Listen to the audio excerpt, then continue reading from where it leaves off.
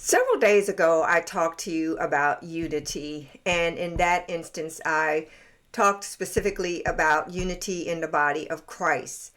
Today, I want to contrast that unity with the idea of conformity and how people relate and remain in a group, including church groups, based on conformity. Now, we know that conformity means to become the same. So, creating a group and keeping it together based on conformity means applying pressure to ensure everyone thinks, acts, and looks the same. Think about school uniforms, no mixing outside of the group, of the people group.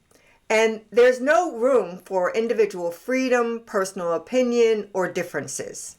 These are all methods used to form, maintain, and grow a group using conformity as a basic idea. Now, there are advantages to using the conformist approach. Number one, establishing and growing a group is made easier because everyone is the same, and it's easier to spot and eliminate the troublemakers. They're different, so you kick them out.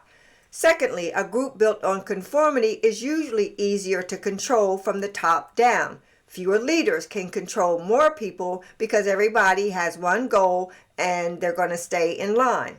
And thirdly, conformity with its predictability and control offers a sense of comfort. People are drawn to conformist religious groups because they provide a safe, familiar environment where everyone is the same and there's no challenge to the status quo. So this comfort does offer a significant factor in the appeal of conformity.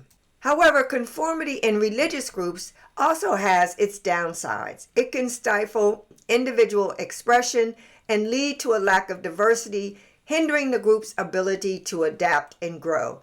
But one of the most significant downsides of conformity in religious groups is that it deviates from the method prescribed by the Bible for establishing and nurturing the church community. And let me say that again.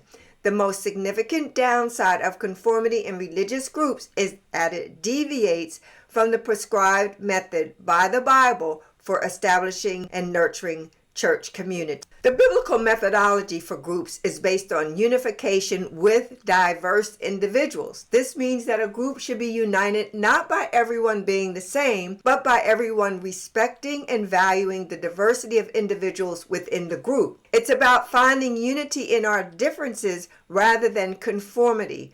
This approach encourages open dialogue, mutual respect, and the celebration of individuality within the group. In contrast, religious conformity has contributed to political divisiveness. Now, by fostering an us versus them mentality, conformist religious groups have created environments where conformity is valued above critical thinking and diversity of thought. And this has led to a society where those who challenge the norm are quickly identified and excluded, and leadership is more centralized, reinforcing a single shared ideology. And when religious identity becomes deeply tied to political beliefs, deviation from the accepted norms is seen as a threat rather than an opportunity for dialogue. And my husband and I actually experienced this firsthand. We were part of a multi-ethnic religious group or church. And once we expressed a differing political viewpoint from others in the group, we began to see those people we had been in community with for years pulling away from us. And when we also tried to explain in more detail our position or to have that open dialogue, then we were truly excluded and ostracized from the group in subtle ways, but nevertheless, we were ostracized. The comfort that people find within their ideological and religious bubbles becomes a form of self-denial. It becomes a barrier for being able to engage with differing perspectives. And oftentimes people in these bubbles either don't know, don't want to know, or just don't care. So it's probably all of those on that spectrum. So in summary, while conformity may seem appealing, the pursuit of unity is challenging. Unity requires us to navigate discomfort to maintain love, patience, gentleness, and forbearance with those we may fundamentally disagree with. It's not easy, but it's the path God calls us to. It's not easy to get along, to be patient and loving towards those who disagree with us. However, making the effort to maintain unity despite these obstacles is the true test of our discipleship. This is because Jesus said, "All men will know you are my disciples if you love one another." And that's out of John 13:35.